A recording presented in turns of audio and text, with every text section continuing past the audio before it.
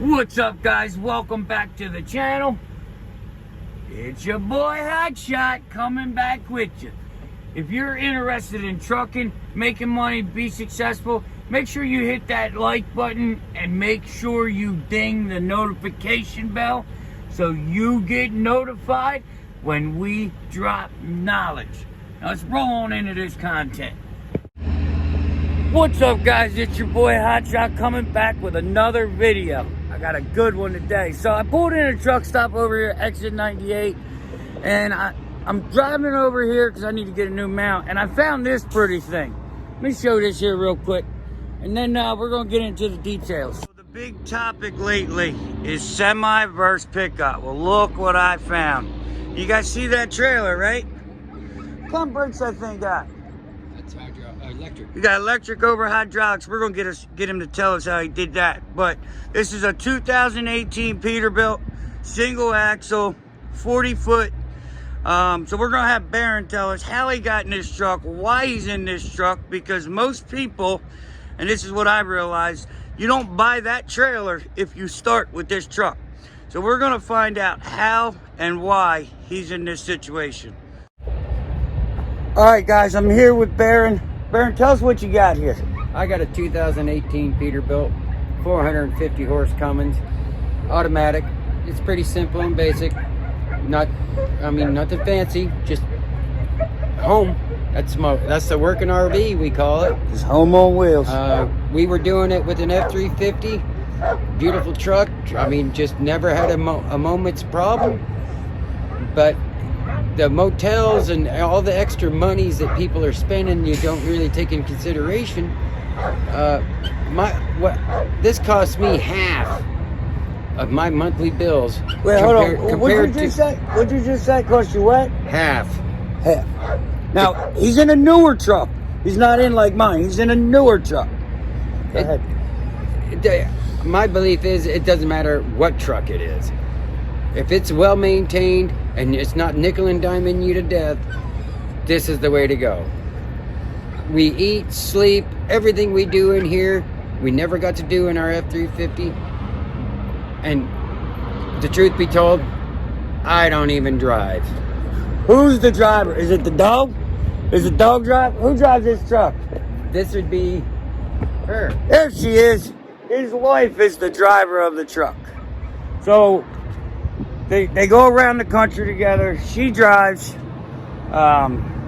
He does the hard work, I guess, and hangs out and keeps her company. Right. So did you drive the pickup too? I did. Okay, so what is the biggest, I'm sorry, what's your name? Luana. So what is the biggest difference between this and the pickup truck for you as a driver?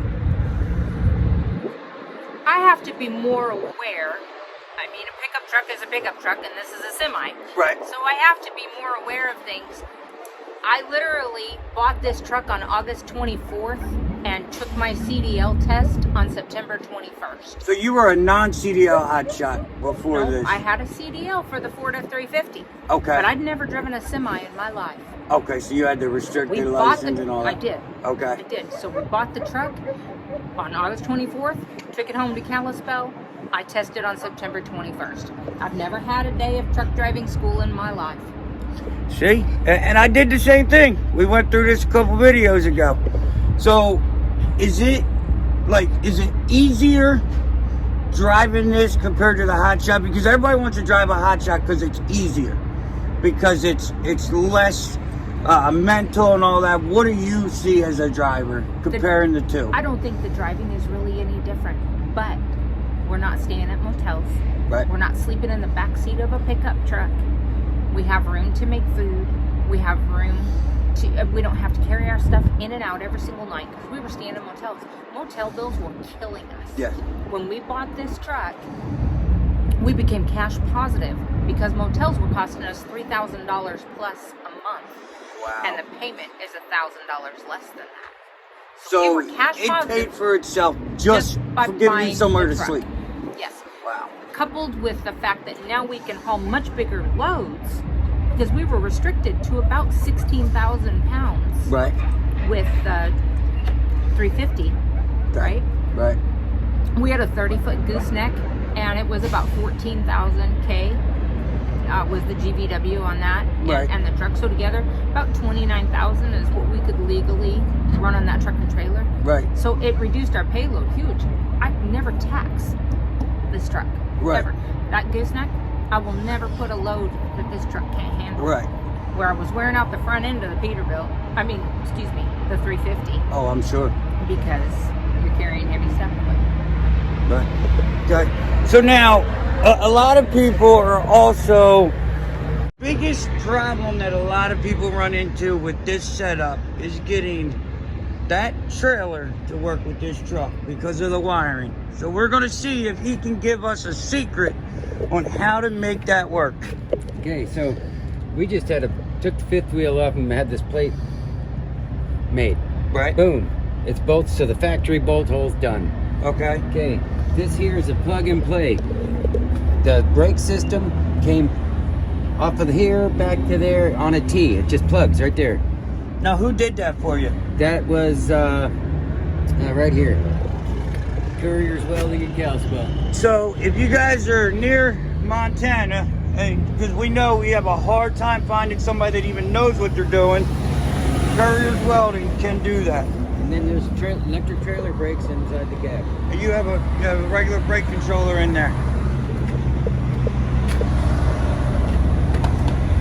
See, so right there is his brake controller, and just runs just like the normal pickup truck. Yep, just like a pickup. So now, what's your plan? How long is this trailer? This is 40 feet. This is a 40. Okay. She confused me when she said 30. That must have been an old That was one. the first one she started with. Okay. So now, Then we went to this. so how long have you been running this 40 foot? Since we bought this truck. Okay, so August. Yeah. So you bought this trailer to go with this truck? Okay. Yep. While we were having our Diamond C step deck made, we bought this trailer to fill in. So you're not keeping this trailer? No, sir. We're switching to a Diamond C step deck 40,000 pounder. So as you hot shots, that doubles our load. That'll double our load limit again. Right. So now, if I'm doing the math correct, you're spending $2,000 a month on this truck, right? Yes, sir. So now, I'm sure you run your numbers because we got to. How much are you making? You can do a percentage or whatever. What percentage has your revenue in your pocket increased? Like your net? Double, just by moving up because you get rid of your expenses. That and, well, the truck. If you're running a trailer like this, you're never going to have your GVW weight overloaded on this truck. Right. That being said, you can load it. If you can put, say, we just hauled a load for 38,000 pounds on this thing. It's rated for 25,000 pounds on the trailer. Right. But with the truck being like You this can versus a scale 1 it. ton, Yeah. you set your, do your math, and you can run the 38,000, 36,000, and get. Okay, we ran 5 days, and that was $6,000. Right. It just boom. I mean, I just doubled my fucking money. Right. What I would be getting. Yeah. Excuse my language, y'all, but That's okay. that's how it was. We'll beep that out. Right, I mean, when you can double your income and still keep doing what you want to do, Right. in the scale you want to do it. No, I never planned on my wife driving a heavy load. Right. Never once. So I don't ever plan on it. But if it comes up to where you can make $4 or $5 a mile, we just got a one that's $6 a mile. I'm telling you guys, freight is hot right now. You know, and the guys in the pickup trucks are complaining about the rates because they cannot haul what this can haul. Now, does this have an APU? Or Yes, do sir. you, I don't, it has an APU. No, that was part of the package. So what are you getting fuel economy with this truck? When we were running 38,000, we were pulling about 7 miles of the gallon. When we're running empty, we're pulling 8. And I'm here And to he tell doesn't you, idle. I pulled 8 miles to the gallon. Well, I didn't, but my wife did. In our Ford. So it hasn't changed much. No, I mean, my expenses and everything are pretty much stayed the same. Right. Other than I don't have a motel bill, and I saved $1,000. Right. I mean, that $1,000 pays for my food. My And you can everything haul a month, more. And I can haul more. So before, when I was at 12,000 pounds, 14,000 pounds, you're looking at $700 a load. Right. Because nobody wants to pay for these little things. Yeah. Right? And then we switch to this, and now as soon as we switch to this, we're looking at $4,500 to $5,500 a load. Because doing now the you same can miles, stretch yourself out. Yeah. Right. I mean, you're doing the same miles. You're just making more money per mile. Right. Now, do you guys do a lot of partials, or do you just pick and go? Like, or does it just depend? We've never picked up a partial. Never done a partial. Our broker, at which we have at home, it's part of our business also, is thinking about doing partials. We just haven't done any because I don't like all the stops. You give me one pickup, one stop, and you give me my check. Right. That's the way it goes. Huh? You know, but if partials, it's got to pay me more money. Right. And then, because of the time. In theory, you make more money, but I've not done it. Right. I got you. You look a little taller in the truck. Yeah, I'm a short girl. So, when you started this, let's do it this. So, when you guys started this, how much trucking experience business did you have?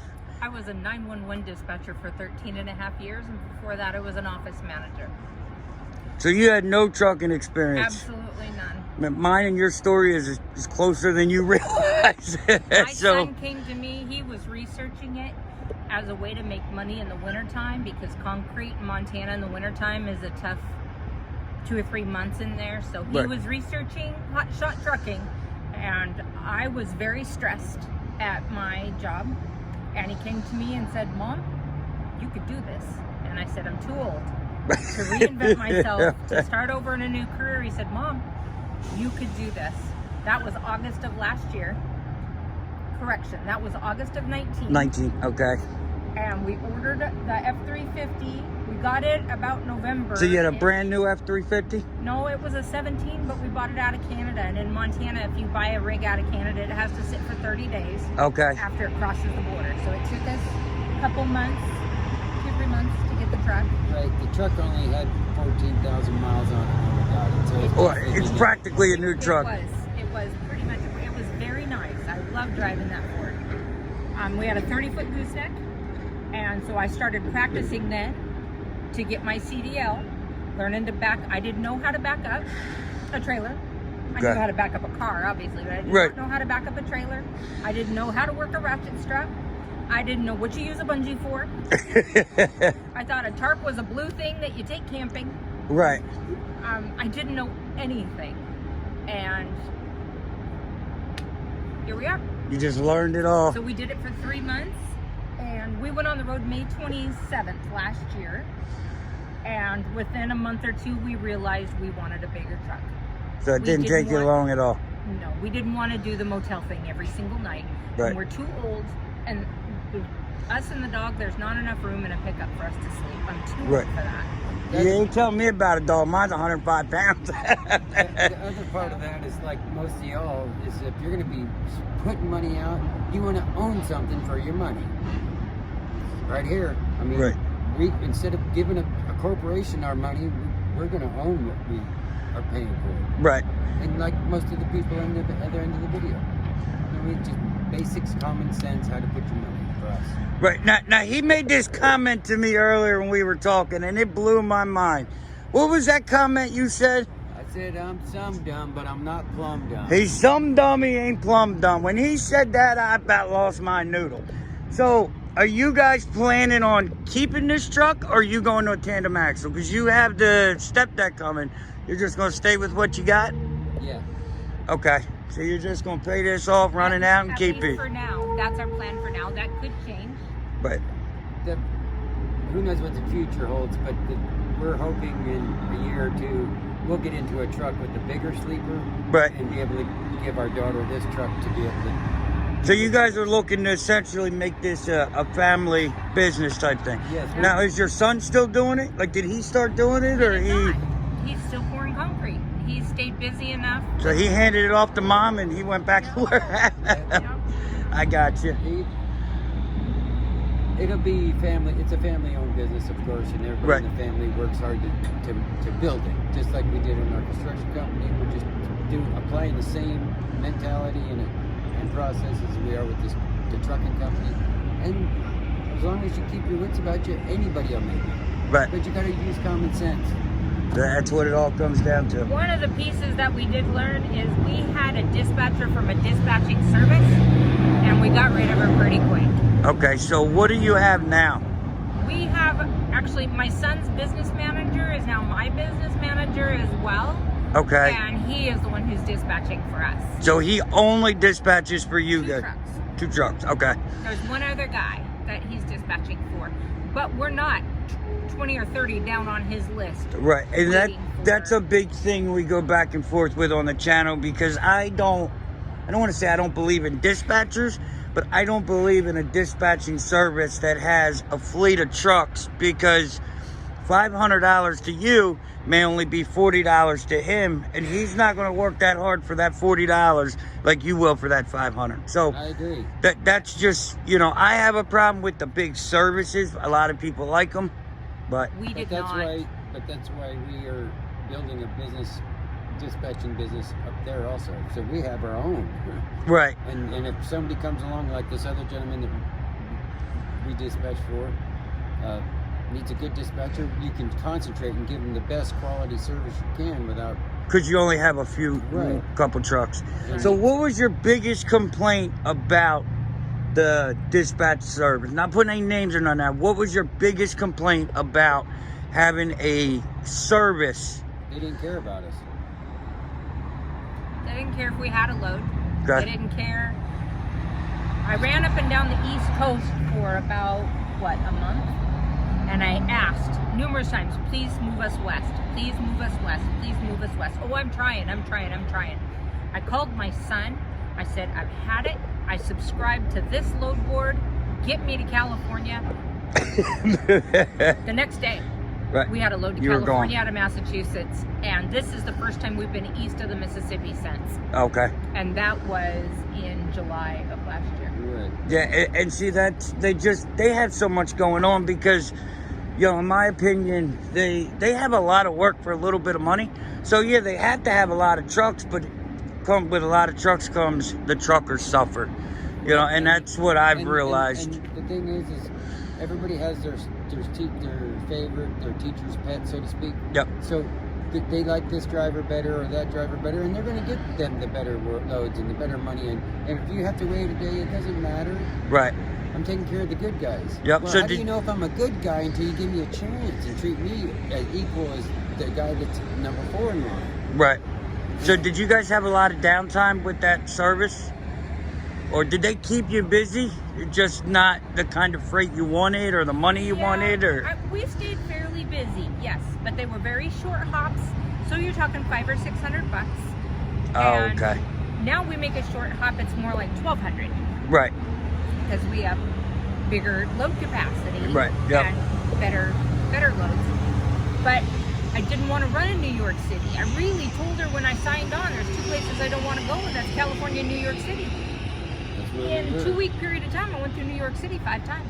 Yeah. I don't want to drive in New York I City. stay 95. I don't nothing off of that. I'm a Montana girl. I Right. don't know nothing about New York City. I don't want to drive there. We Right. haven't got pace or pecani sauce either. Right.